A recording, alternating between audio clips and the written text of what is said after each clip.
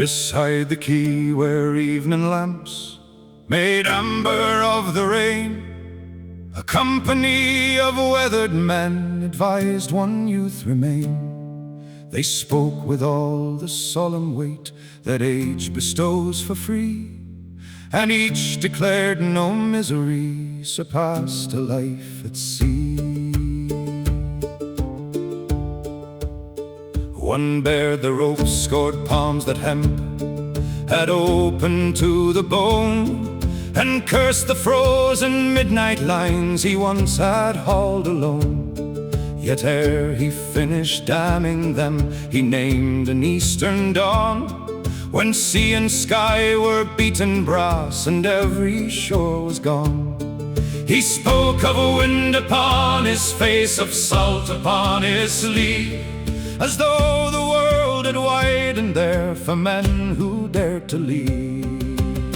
So keep your boots upon the quay, and let the tide go free. There is no life for any man in league with wind and sea. Take roof and road and measured days, a hearth against the squall. So counselled they, while every mast still held their eyes in thrall. Another swore no sailor sleeps save when exhaustion wins. The bells would drag him from his berth, the cold creep through his skin. Yet every watch that stole the night was paid when land drew near.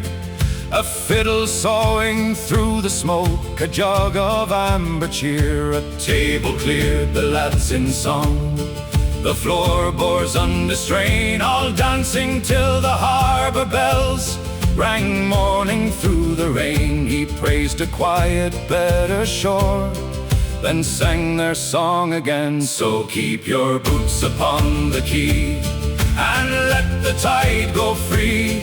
There is no life for any man in league with wind and sea. Take roof and road and measured days, a hearth against the squall.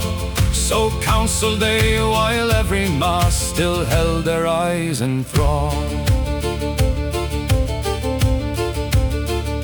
A third condemned the morning haze that hid what sail drew near. A merchant bound for southern courts, a frigate's gun ports clear. A corsair stooping black and low, a pale ship keeping lee. For none could know what hand it sent that sail across the sea. He spoke of gulls that robbed the mess, of swordfish through the spray, of mermaids singing past the reef to draw a man away, of pallid arms that climbed the hull from waters without sun, and made the timbers strain as though the deep would drag them down. He warned the youth that mysteries were safest left unknown, while wonder lit his weathered face like lantern fire on stone.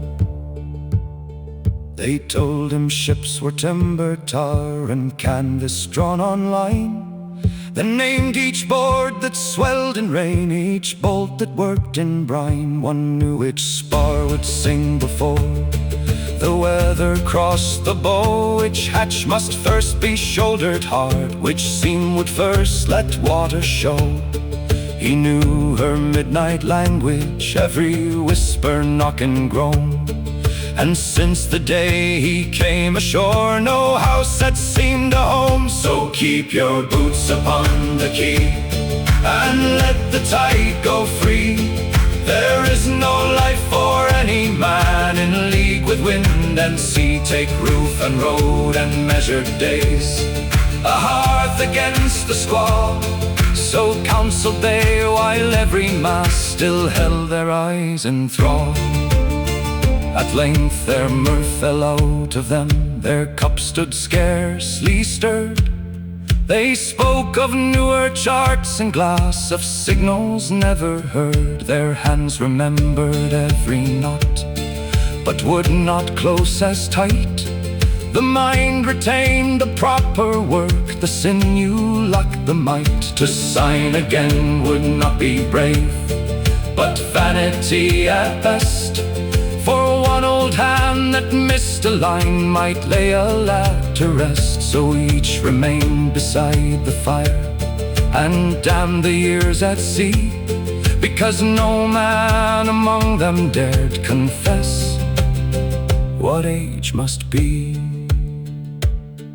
At dawn the young man shouldered up his sea bag for the tide.